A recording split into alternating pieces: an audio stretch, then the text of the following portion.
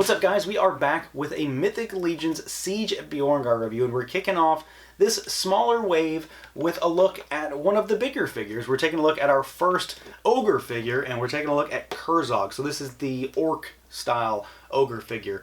I've already sort of taken a look at the humanoid type of Ogre, the test shot for Bolthor, but this is the first time we'll be looking at a painted sample, and I am very excited to crack this guy out. So we've got this guy here in our newer style box for this line, so all the Ogres get a bigger style format box because they're bigger figures, and it is just a fantastic presentation from start to finish. You've got the figure in the window, and then you've got some fantastic artwork from Nate Barch that covers the box, showcasing the siege itself, all over it from front, sides, and then the back, maybe even showing off some new figures. And then we've got a write-up up there as well. So yeah, let's do it. Let's pull this guy out and take a look.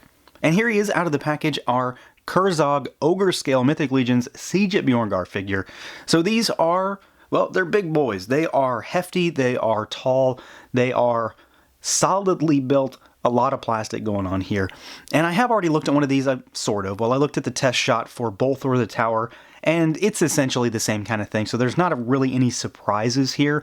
There's a lot of parts reuse between the three Ogre scale figures, so it's nothing too crazy, but there is a little bit of difference between this guy and Bolthor. There's subtle differences, a little bit of parts change up. There are different pieces as far as armor goes. Of course, he is a green figure, so he's kind of an orcish type of ogre scale figure versus the more humanoid Bolthor the Tower. So there is definitely some difference there. So let's jump right in, take a look, and see how this guy moves around. Again, not a lot of surprises from that test shot that I've looked at. So he can look up a little bit, and he goes down, and then you can tilt side to side, and then you've got rotation as well, so it's a ball peg.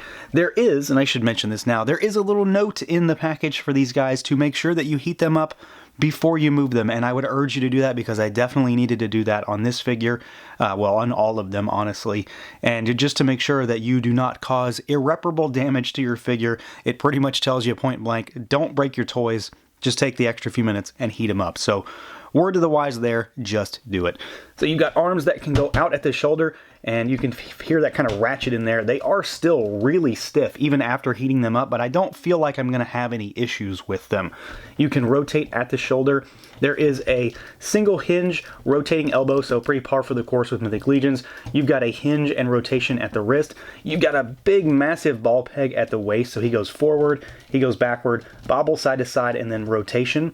Legs go out, ratchet style joint there as well at the legs, and then they kick forward about all the way. They don't really go back too far because there is kind of like a butt plate back here.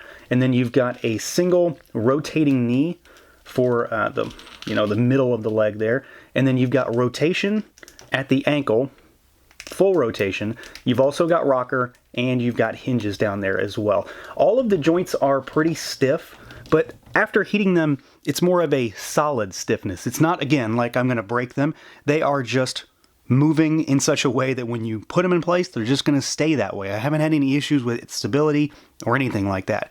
You move him, and he's kind of rock solid, which is definitely a good thing. Just remember, heat them up. Of course, most folks probably aren't buying the Ogre scale figures specifically for their articulation.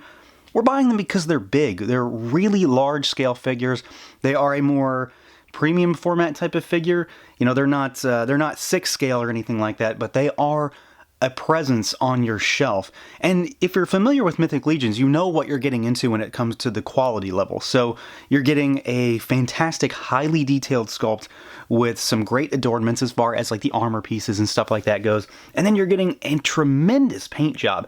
So if you like big green dudes on your shelf, this is definitely something to look into because frankly, they look really awesome.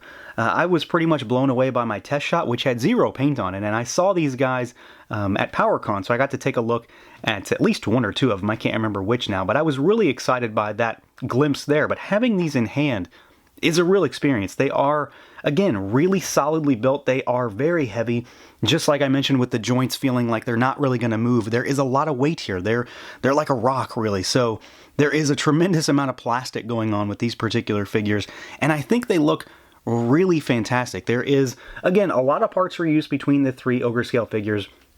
It's not a downside, it's not a negative, it's just a thing. So you're going to notice a lot of similarities with some small differences between the three as you kind of look at them. So you've got like the big harness here, which has a tremendous amount of paint on it. There is a lot of paint work on this thing. Various golds, bronze, silvers, blacks, browns, a lot of small little details, little rivets, and then that kind of inlay wash detail on the big medallion in the center.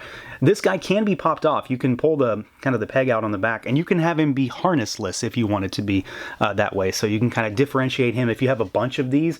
I've already seen folks that have a humongous army of these ogres, which is just crazy to me. But that's one way if you wanted to pop that off and make this guy look a little bit more unique. You've got the gauntlets here, which I think are just fantastic. They've got more of that little inlay detail. These spikes that come out of them have a tremendous amount of sculpt and paint for such little adornments on the actual gauntlets. These are removable as well. Pop the hands up and you can take those off. You've got this massive, massive belt here with the bones that come out of it, the huge skull kind of buckle in the middle there, and then you've got a lot of that leathery kind of texture and paint detail to make it look like it's an actual leather belt.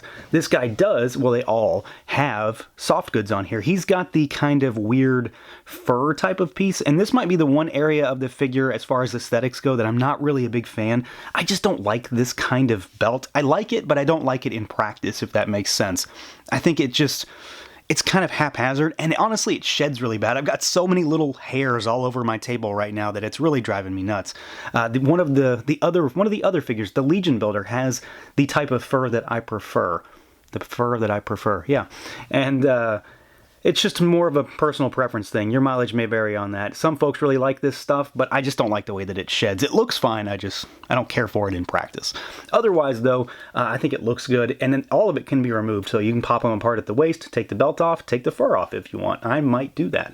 And then you've got these massive shin guards down here, which kind of follow in line with the gauntlets up here, so a lot of kind of wrought iron look with the spikes that come out of it. And then you've got actual exposed feet on this guy, which isn't too common in Legions, and there's just a nice amount of paint detail on all of the skin tones here, from the feet to the thighs to the arms. There's shading all over him, especially on the back and on the triceps. There's a lot of shading to bring out that musculature, make him look as beefy as he actually is. And you know, it's hard to understate just how beefy this guy is. He's a big brick of plastic, and it just looks fantastic with all that sculpt, all that detail, and then all of the paint overlaid varying hues of green with that darker wash in there to really highlight all of the tremendous detail. But then you've got the head sculpt on this guy, and that is ultimately one of the more defining characteristics of the three ogres. So Kkurzog has a unique head sculpt. He has the unhelmeted orc style of head, and I think it looks just gruesome and fantastic. I love the fangs coming out. The lips are slightly glossy to make it look like he's maybe kind of drooling a little bit. You've got the pupilless yellow eyes, and I've always said I'm a big fan of pupilless eyes when it comes to your more evil characters, because it just kind of ratchets that detail up a bit. Tons of wrinkles, that big flat nose, the big ears, and then he's got, like, you know, little pock marks, little, you know, boils on his head, wrinkles, things like that. It just really brings out the more gnarly, detailed nature of this head sculpt, and there's even a little bit of shading on it as well. So it's just a nice looking head sculpt, really accentuates the kind of brutal nature of this massive figure. And for accessories, this guy has, well, he's got one modular kind of accessory. That's one area of these figures that I think they're honestly kind of lacking, because compared to really every Mythic Legions figure, except for the trolls, these guys don't really come with a great deal. It's not a huge thing, it's not a big deal breaker, but it is something to kind of take note of. So he has this kind of four-bladed axe mace type of hybrid weapon here, and it's nicely sculpted. I mean, there is a tremendous amount of detail all over this thing. It's nicely done, and it looks fantastic. I'm a fan of the design, and I think it works really well as far as his particular weapon.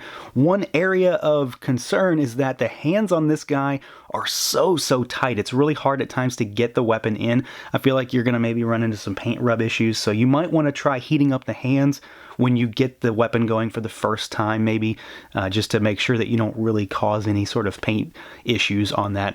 But the actual weapon itself is interesting because, like I said, it's modular, so it comes apart in various places. So the blade comes off, and then the bottom comes off as well, so you can kind of change it up because it comes with other pieces here. You've got a couple of other pieces to make it shorter or longer. So you've got these two pieces right here, and they just sort of go into the various spots on it. So you can, you know, make it really long if you want. Give it kind of a a big spear or lance type of situation, you can really turn it into something larger than the figure. So you've got a couple options. Despite the fact that it is just one weapon, you can make it into a short one, a medium one, or a really long one if you choose. And of course, for scale comparison, we have to throw him up against a few other figures. So we've got our Kkurzog figure in the middle, obviously, and we have got the Purplore Orc over here on the right, so you can get an idea of what he looks like against a more standard style Mythic Legions figure. You can see that he just towers over him and is bulkier in every aspect. And then we've got a more standard 6-inch scale figure, because Legions obviously scale a little bit higher. So we've got our most recent Black Series Mandalorian figure here, and you can see that there is just no comparison. He is absolutely dwarfed by Kkurzog here. So he stands about 10-ish inches tall. There is, again, a lot of plastic, a lot of height, a lot of girth, a lot of beefiness going on with this particular green guy. So at the end of the day, I suppose, unless this figure was broken, there was really no chance of me not liking it. And that's basically where I'm at. I really like this guy. He's not perfect for me. I'm not a big fan of that soft goods usage in the loincloth. He, of course, does have tight joints, which they are advertising up front. And I wish they had a few more accessories, or at least one other accessory, so I can kind of change it up a little bit. That said, though, he still moves well after you heat him up, and he is sculpted and painted just amazingly well. And at the end of the day, what I want out of my figure most is to look really cool, and this figure exceeds in that. I mean, it looks so much better than I expected it to. I love all the detail in the armor work, in the musculature, just the paint shading, that head, all of it. It's a fantastic looking toy, and I'm really happy to have it, and I can't wait to dig into the other two after taking a look at this one. So that's going to do it for this look at the Mythic Legions Siege at Bjorngar Kkurzog figure. Let me know what you guys think. Feel free to like, comment, subscribe, and share, and until next time.